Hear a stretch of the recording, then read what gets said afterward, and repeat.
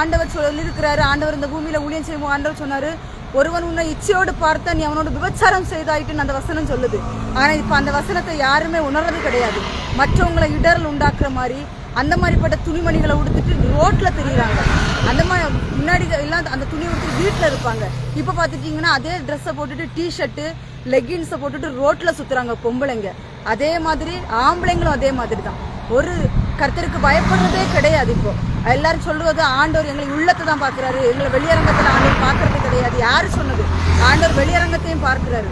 அதனாலதான் ரோமர் 13ஆம் அதிகாரம் 14வது வசனம் சொல்லுது, துர்இச்சைகளுக்கு இடமாக உடலை பேணாமல் இருக்கணும்னு சொல்லியிருக்கிறாரு. கர்த்தராகி இயேசு கிறிஸ்துவை தரித்துக் கொள்ளணும்னு சொல்லியிருக்கிறார் ஆண்டவர்.